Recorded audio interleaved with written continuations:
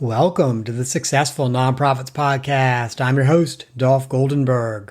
Today, we will be speaking with Rick Alexander about this newfangled type of corporation known as the B-corp. But let me first remind listeners that we are getting close to the deadline to register for our Strategic Planning Facilitator cohort. As I've mentioned on previous episodes, this is a great opportunity for your organization to develop a strategic plan at a much lower cost. It does require that you have a volunteer leader with the bandwidth to shoulder the facilitation work, and we will guide your volunteer leader every step of the way. Check this out at successfulnonprofits.com to ensure that you and your organization don't miss out. But now let's start talking about B Corps. Before we do though, I want to harken back, way back to 1894. That's the year that the United States government first began to recognize organizations as exempt from some of the tariffs or taxes that they faced. Now, do you know what else was created in the late 1800s? Probably a term you're familiar with, which is robber baron. And if you recall, they were called robber barons because they were often seen as doing harm to the public good while increasing their own wealth. And I don't think it's an accident, nor is it a coincidence that the social sector was recognized from a tax standpoint in response to growing wealth in the hands of a few that also resulted in, frankly, some antisocial behavior on the part of those companies. Now, let's fast forward over 100 years into the future, and we are seeing something just as revolutionary in the corporate structure today. And like a lot of consultants who go to more than my fair share of nonprofit conferences, I am surprised that these conferences are not abuzz with the B Corp, with conversations about the B Corp and strategies around it. You have probably heard of B corporations, but may be a bit fuzzy about exactly what they are. They're for-profit businesses that voluntarily agree to meet standards relating to governance, workers, community, the environment, the product or service that it provides, that kind of thing. Essentially, they strive to meet the standards that so many of our nonprofits aspire to while also making a profit. That's kind of called a win-win. So we're going to learn a lot more about B Corps because today's guest, Rick Alexander, is kind of the godfather of the B Corp. Rick is the author of the book, Benefit Corporation Law and Governance, Pursuing Profit with Purpose. And he's head of legal policy at B-Lab, a nonprofit organization dedicated to enabling people to use businesses as a force for good. Before working at B-Lab, Rick practiced law for 26 years. During that time, he was selected as one of the 10 most highly regarded corporate governance lawyers worldwide. And let me share with you that I've also seen Rick in action as a nonprofit board member, and he is definitely a good governance disciple who practices what he preaches. So let's just say Rick's got creds.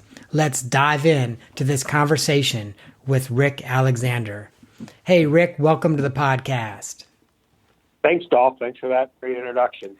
So I found it kind of interesting. You opened the book talking about the fact that when you first heard about B Corps, you were a little bit of a doubting Thomas. You were a little bit incredulous and not necessarily immediately won over. Can you talk about that? Sure, and I would say that even sort of that might understate the premise. As you said, I spent 26 years practicing law, and my focus was really transactions, corporate governance, mergers and acquisitions, fundraising, preferred stock. And I did it as sort of a Delaware expert because, as people know, Delaware is sort of the heart of corporate law. Most public companies are incorporated in Delaware.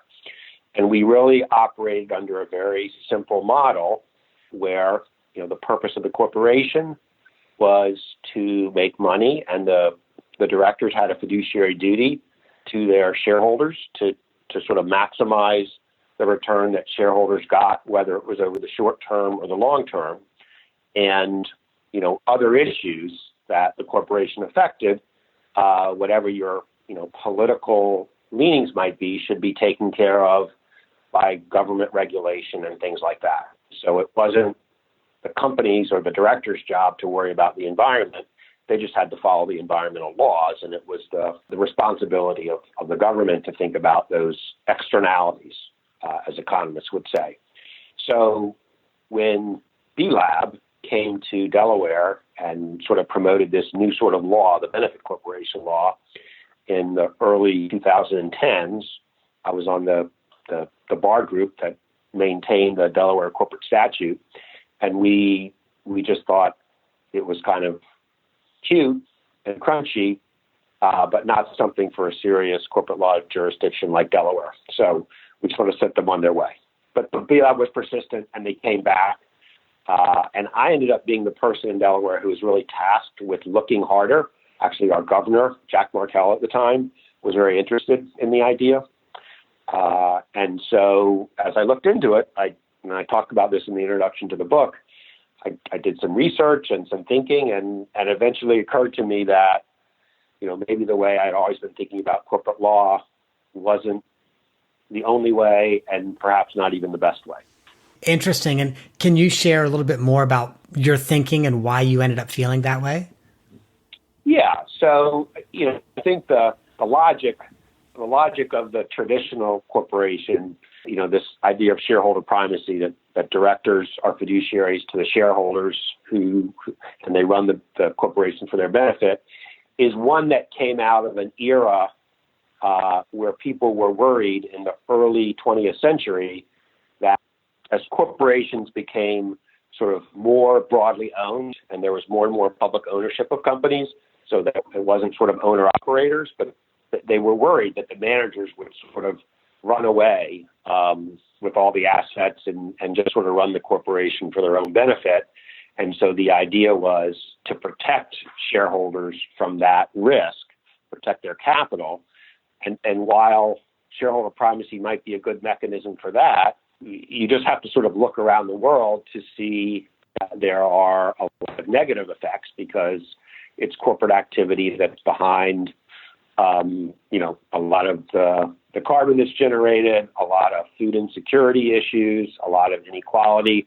All of that comes from corporate activity. And when you think about it, corporations control a huge amount of the resources of our society, and they have lots of effects.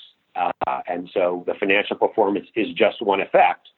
And if you're measuring success by financial performance, but at the same time generating pollution or inequality or social unrest, your balance sheet really isn't giving you a true picture. And so the idea of the benefit corporation is to say directors have to be concerned about the return to shareholders, but they have an equal obligation to be concerned about the effect that the corporation has on other stakeholders, whether that's customers or employees or the community or the environment generally. And so, I think, having thought about it quite a bit, that probably that second way of running a corporation makes more sense. But importantly, right now, when we advocate for benefit corporation legislation, we're just advocating for an option, not a mandatory provision. Although I will tell you that since B-Lab became active in this area, promoting it at the state level, there has been a bill introduced in Congress by Elizabeth Warren to make all corporations that have $1 billion or greater in sales benefit corporations. Wow. So that actually leads really well into one of the other questions I want to ask you, Rick.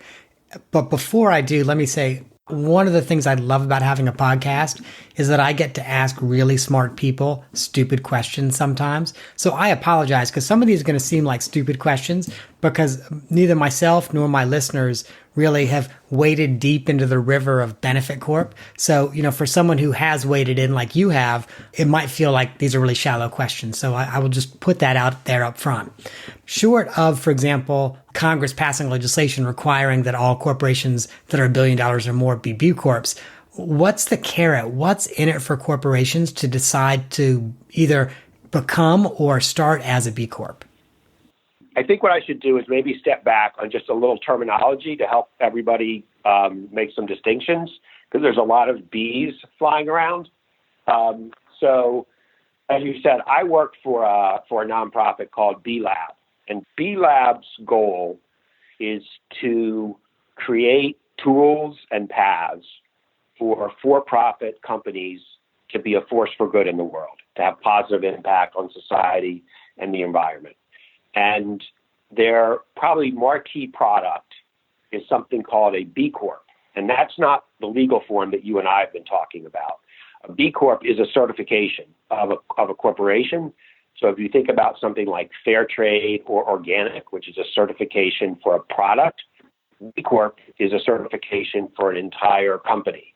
So companies like Patagonia or Dannon Yogurt, they're the American subsidiary of Danone in France. Those are certified B Corps, and that means they've gone through a complicated process of assessing their impacts across the board, and they've gotten a certain score, and we at B-Lab have verified that. And so that's a certified B Corp, and there's about 2,800 of those around the world. Part of getting your certification, though, is to take on a legal form that ensures that you operate for the benefit of all your stakeholders, not in a shareholder primacy mode. So, for instance, and for corporations, like a Delaware corporation, there was no way to do that before we passed legislation authorizing the benefit corp, because the law in Delaware was, if you were a corporation, you operated for the benefit of your shareholders. So B-Lab wanted, companies that were incorporated in Delaware to be able to certify. And in order to do that, there had to be a corporate form available.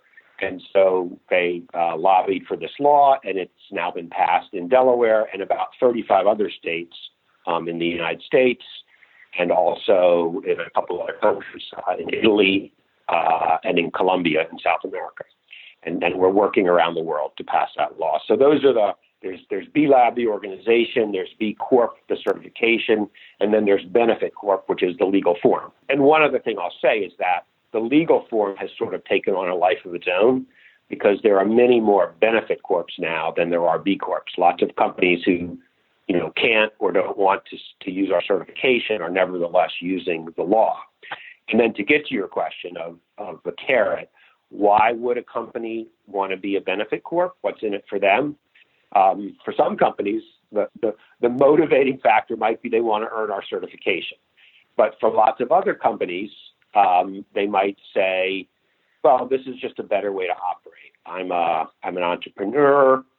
I have somewhat of a social perspective, but I want to raise capital. You might be a company you might have a business idea and you're thinking about whether to be a nonprofit or a for-profit.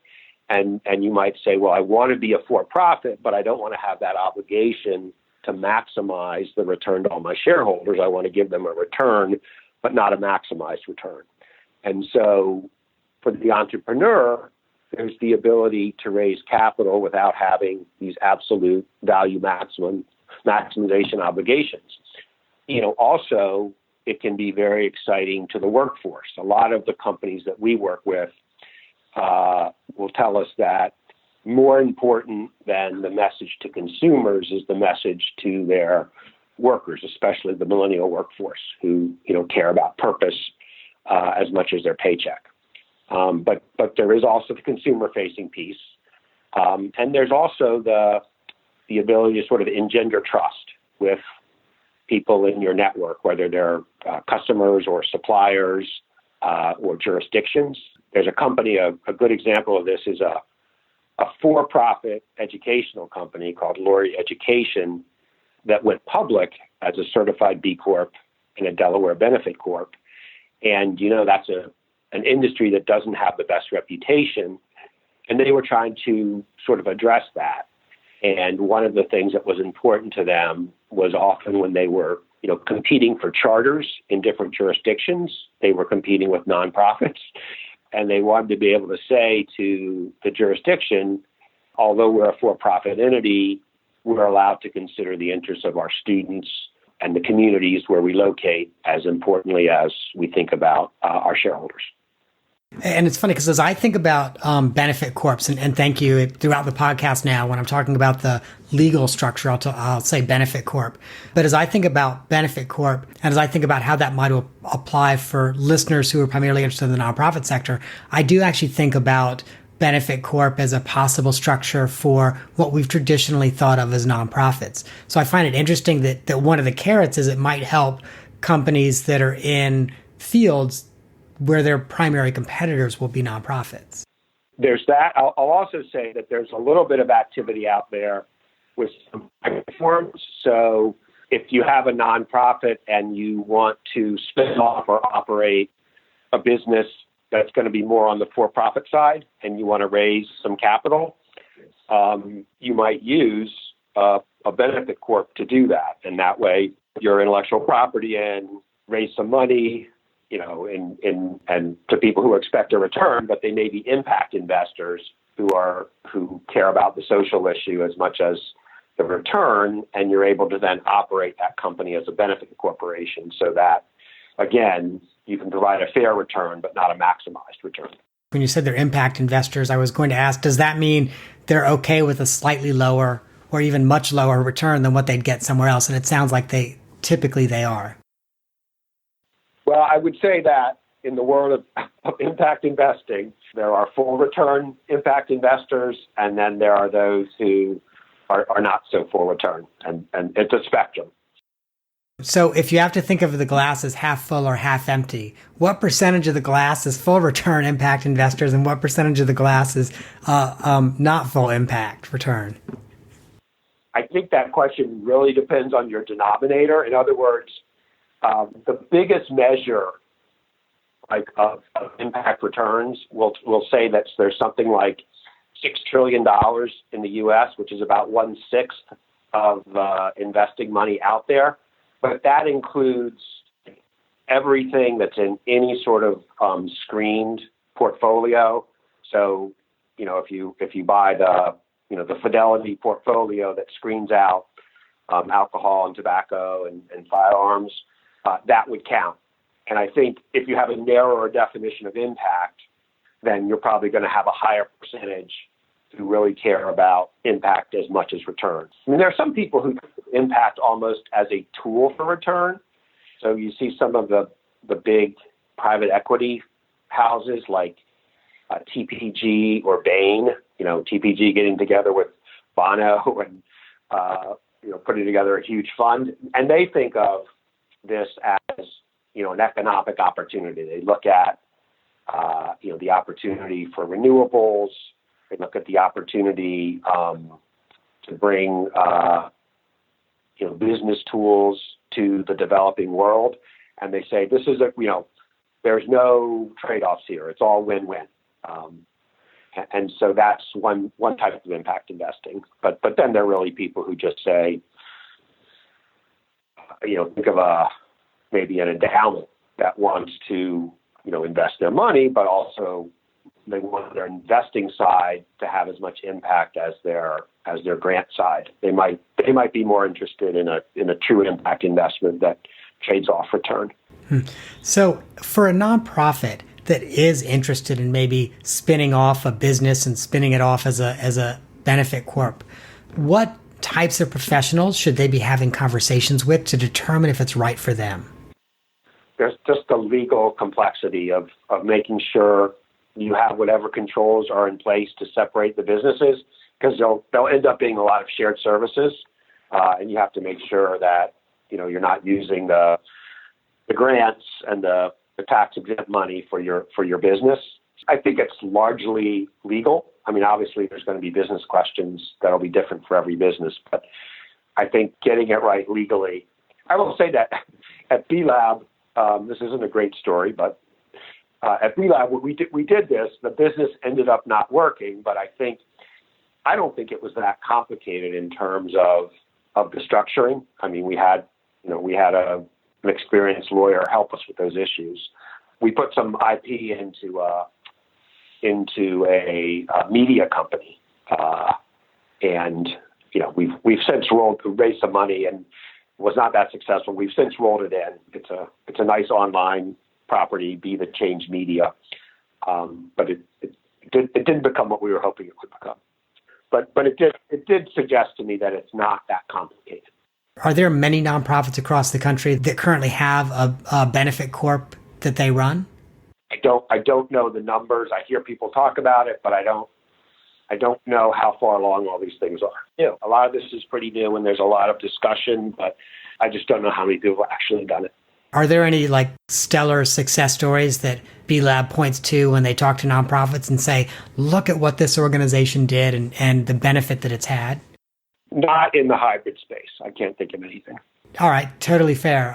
The next, I think, logical question, and a lot of folks that listen to this podcast, Rick, are people who are maybe interested in starting a nonprofit. Should people be considering maybe a benefit corp structure instead of a nonprofit structure when they're thinking about starting an organization that will impact their community? Yeah, so you know this better than I do, that a lot of people think, oh, I have this good idea, it's going to have an impact, and wouldn't it be great to be tax exempt and be able to get people to, give us money to get started and then not worry about taxes if it's a sort of business where we get returns. But the issue with that is then you're in a constant fundraising mode, and that is much more difficult, sometimes than raising permanent capital. And I think it's a very company-specific question. But what's nice about the benefit corporation is you get to have something that's between the traditional, if I raise money, then I'm only going to have to, I'm going to have to return money to shareholders at the maximum rate that I can, versus being tax exempt and only being able to raise charitable capital. So I think it's an option that people should be thinking about. One thing I'll also say in that area is, for people who are thinking about starting a nonprofit, a question we get a lot at B-Lab is, do you certify nonprofits? Because you have all these tools about being environmentally mindful and treating your employees well, and that would go, we think we'd score great because we care about those things. And the answer is we do not certify nonprofits. However, we do have a free online tool available, which is a great tool. We use our own tool at B-Lab. We go through our survey once a year. We figure out where we can get more points and try to make a goal of doing that the next year. We've pulled out all the parts that relate to anything, to do with equity, diversity, and inclusion. So you can really focus on those if that's something you want to do. And it's, the best part is it's free. That's really awesome. And so that's available at the B-Lab website. Yep. You just go on there, set up an account, and you can grade yourself.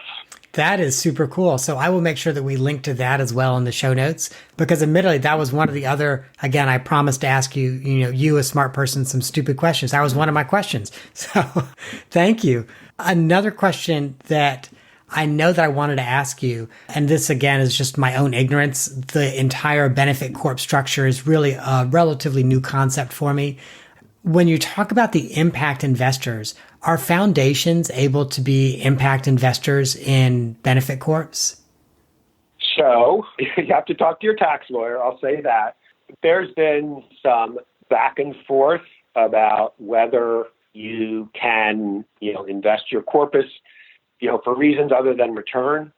I think there was a pretty good letter from the IRS about 2 years ago saying that you could, but you have to ask your tax advisor. But I do think that it's an often neglected question. 501c3s that have, or tax exempt organizations that have endowments, how they're investing their money, and you find companies that have green policies, but they're investing in tar sands, and it's a really good thing, I think, for investment committees to think about and get some advice, from their counsel about. But I think you should be able to think about some of these issues and try to make some impact on the investing side. A couple of years ago, I interviewed someone who was running or ran a major hospital system in the Midwest. And they actually made the strategic decision to take, I think, like a third or half of their endowment and invest it in businesses in the communities that the health system was in. And it really kind of helped those communities blossom and grow all around their hospitals.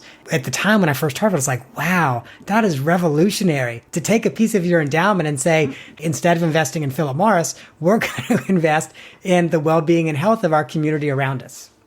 Yeah, and guess what? If you reduce stress and all the other social determinants of health, then that's going to help with your caseload. I mean, that's how the world should operate. It's funny because at the beginning you talked about robber barons, and of course the classic, you've got the classic, Carnegies and Rockefellers destroying the world and then creating endowments to try to fix all the problems they created. Wouldn't it be so much better if we just had businesses operating in a sane, responsible, respectful manner? Exactly. Well, Rick, I have got to make sure I ask you the off the map question. And I actually have two of them because I walked in knowing one that I wanted to ask you, but now I've got a second one as well. Your book is dedicated to the memory of the 1,129 human beings who perished in the collapse of the Rana Plaza garment factory. And my guess would be, not to minimize the tragedy that happened there, is that there have been other real catastrophes like that have been caused by companies that are ignoring the social good of all of their stakeholders. So how did you choose that tragedy as the one that you wanted to dedicate your book to?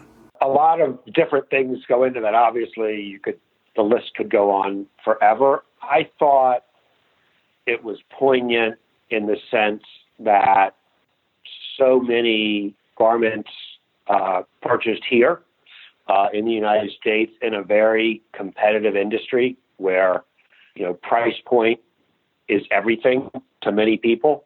And all along the supply chain, it's how much does it cost? How much does it cost? How many pennies can I save here? And I would say I always assume good intentions, that people along that chain are acting out of ignorance, not out of, that they would be happy to pay more if it meant safety. And so it just seemed to be something that was very relevant.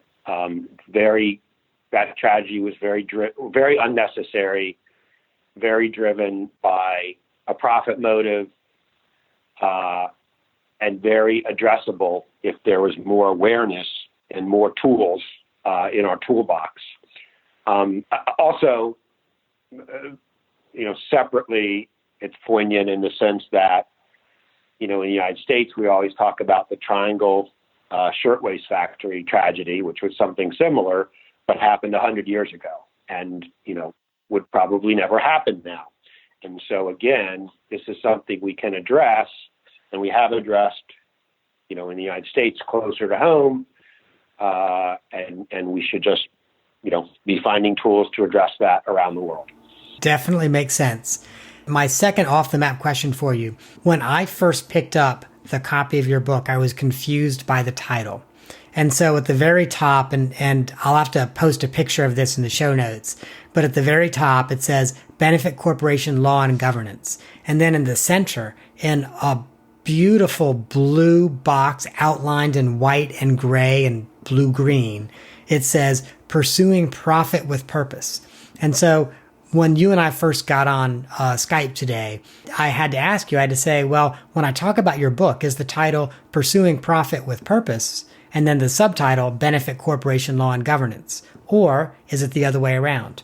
And you shared with me that it starts Benefit Corporation Law and Governance with the subtitle of Pursuing Profit with Purpose. But there's an interesting story about that I hope you'll share. You asked me that question, and you prefaced it by saying that you thought it might be a stupid question. I said, no, I'm so happy you asked me that question because actually I had a disagreement with the publisher. I wanted the title to be Pursuing Profit with Purpose and have the subtitle be the sort of boring Benefit Corporation Law and Governance. But the publisher thought it was important that people understand that this was about benefit corporations and not some other more general topic.